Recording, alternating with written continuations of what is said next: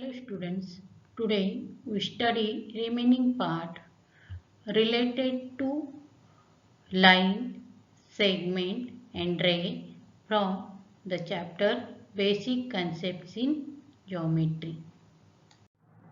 Midpoint of a segment. I draw a segment PQ.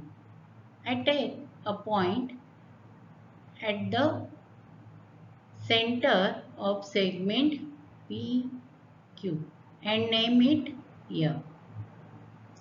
M is the midpoint of segment PQ.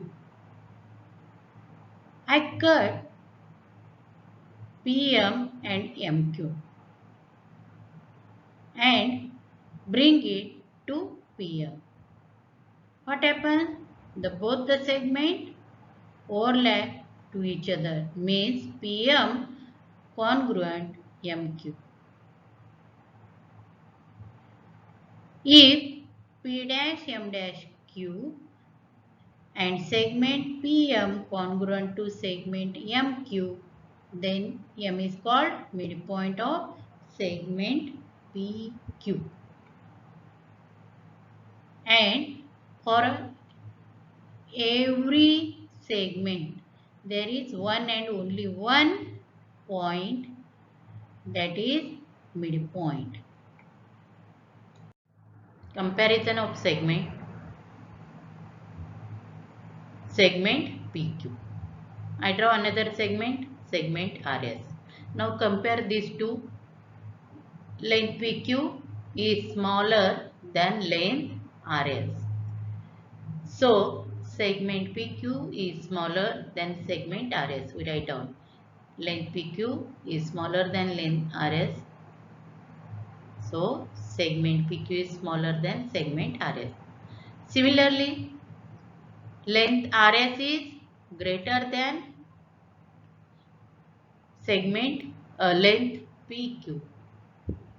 So segment RS is greater than segment PQ.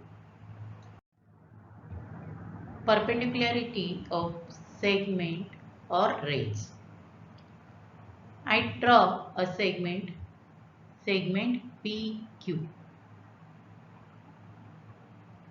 I convert this segment in line, means extending PQ both the sides, that is line PQ.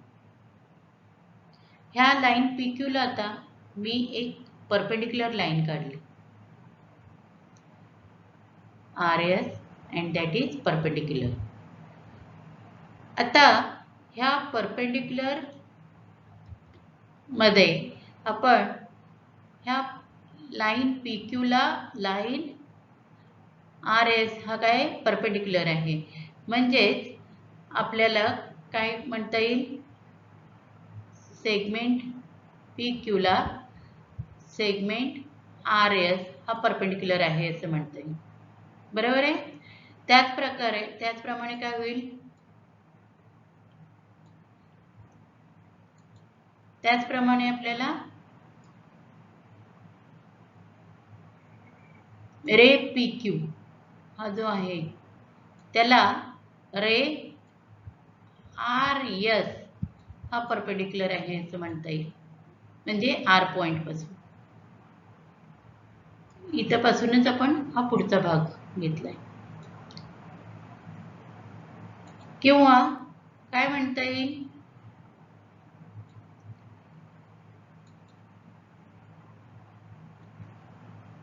QP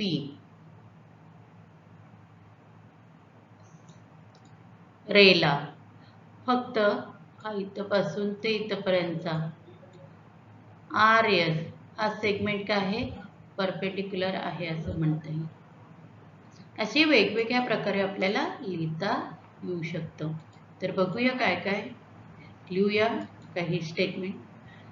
segment PQ perpendicular to segment RS, किंवा ray PQ perpendicular to ray RS, ray PQ perpendicular to line RS, segment RS is perpendicular to line PQ. असे वेगवेगळे आपल्याला statement ह्याच्यावरून लिहिता येतील. Distance of a point from a line. Line काढूया. Line PQ, point S. हा point S चा distance line PQ पासून किती आहे हे जर काढायचं झालं तर पहिल्यांदा आपल्याला पॉइंट S मधून एक परपेंडिक्युलर काढावं लागेल आणि PQ ला ज्या पॉइंटला इंटरसेक्ट होतो तो पॉइंट काय आहे R आहे आणि हे कसं आहे परपेंडिक्युलर. आणि हे जे काही लेंथ RS आहे दॅट इज अ डिस्टन्स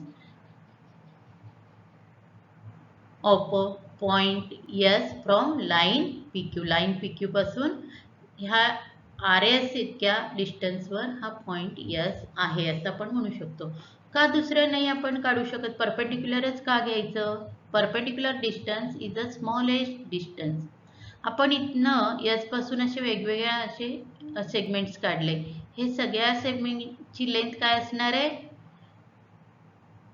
जास्त असणार आहे RS पेक्षा, कारण इथं हा राईट अँगल ट्रायंगल तयार होतो. बरोबर आहे. हा राईट अँगल ट्रायंगल हे प्रत्येकी काय असणार आहेत बघा. हे प्रत्येक राईट अँगल ट्रायंगल असेल.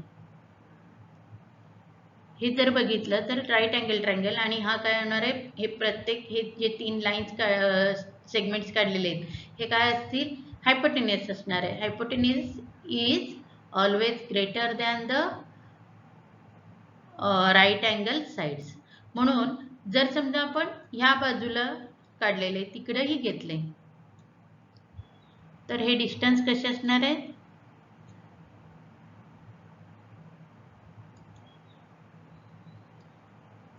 हे सगळे डिस्टन्स काय असणार आहे? मॅक्झिमम असणार आहेत आणि minimum distance that is a perpendicular distance.